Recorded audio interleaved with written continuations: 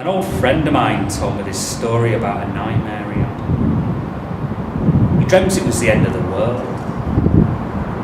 It started when he looked out of his bedroom window and found himself staring at mushroom clouds and a strange orange-coloured sky. He at once ran down the stairs out the front door to find cover. The only place he could think of was behind our school gym, which was about a 5-minute run from his house. He then remembers running across the main road, nearly getting knocked down, climbing under the school fence towards the gym. He then remembers turning around just before he reaches the gym, looks out across the school field, to see that the whole of our estate had been obliterated. In a state of panic, he ran behind the gym and curled up in a ball. He woke up aching with blood all over his feet, not in his bed, but huddled up behind the gym. I always entered the school between the fence and bush, over the field and through the playground. I wasn't aware until years later what the strange gang of lads that hung around at the bottom of our field were doing. We threw things at them just to get a chase. We wouldn't have escaped if it wasn't for the broken fence.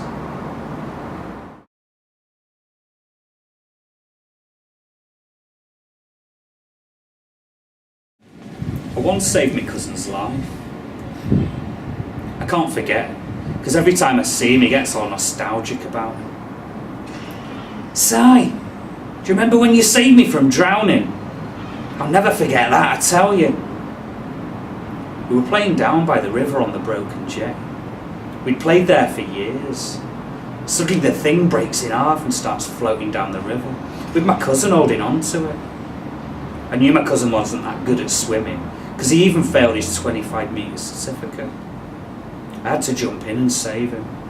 He was about to hit the current. I jumped as close to him as I could, grabbed hold of his collar and dragged him to the shore. I'll never forget that, Si, he eventually says to me. When we get back, you can have me Brian Robson sticker.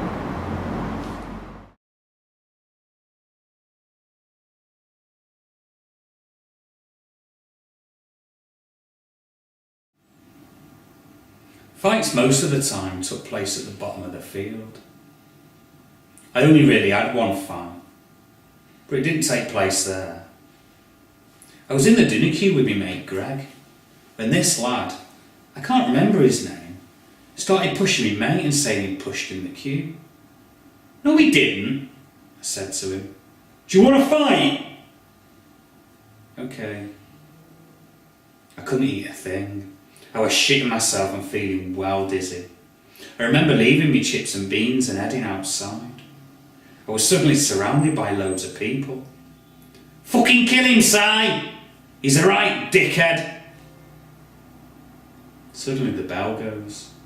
It's the end of dinner time. I didn't want to be late for art, did I? Let's go down to the bottom of the field, he says to me. No, I said, and floored him with one punch.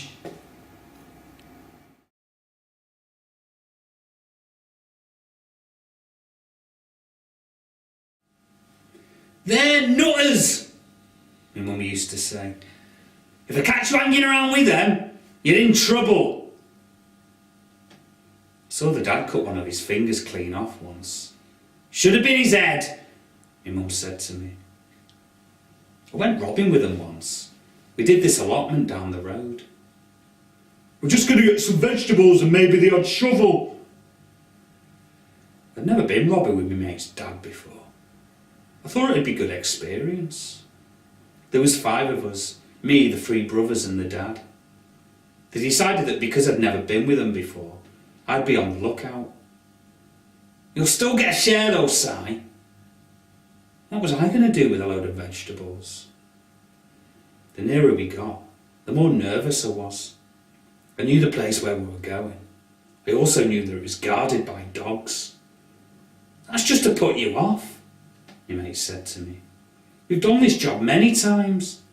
Last time we did it, we got enough food for a week.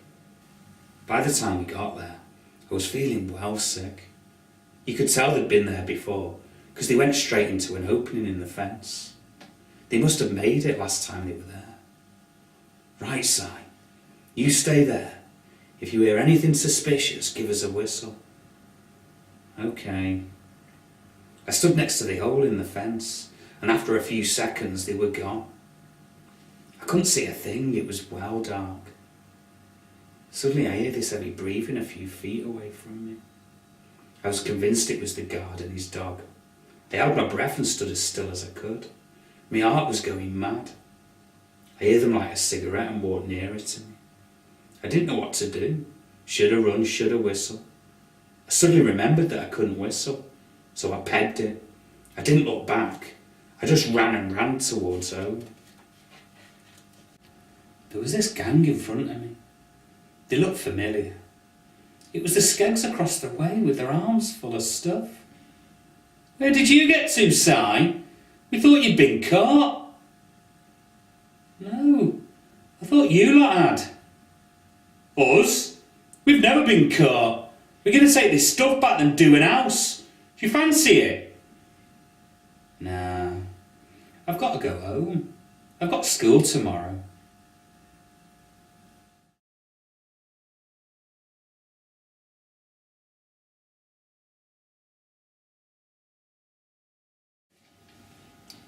I used to love camping out.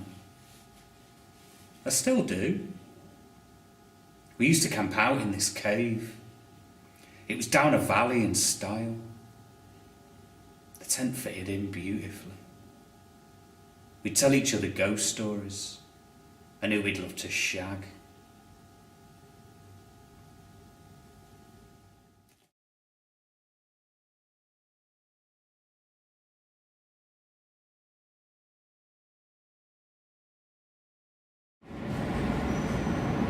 I saw this bloke hanging around at the bottom of our garden. I'd never seen him before. He did have this dodgy tash. I didn't say anything to my mum. She was a bit off now. A few days later I got woke up by this noise coming from outside. I looked out my window. I couldn't see a thing. I didn't think anything of it and went back to bed. The next day my mum asked me where my bike was. It's in the shed, innit? Not anymore, she said.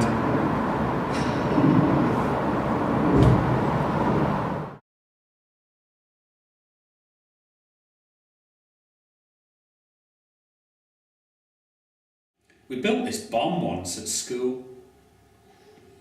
We took it to the field and tied it round the goalpost to let it off.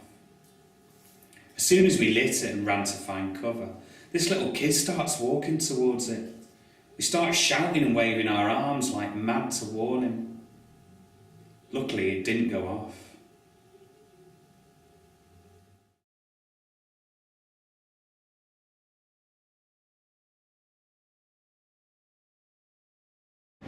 I used to always hang out at the lamppost with Colin and that lot. There was also this bloke who'd come out with his slippers on. He'd tell us stories about him and his wife. I saw them naked in the bedroom once. Right for hours. Can't imagine hanging out with the kids round our way.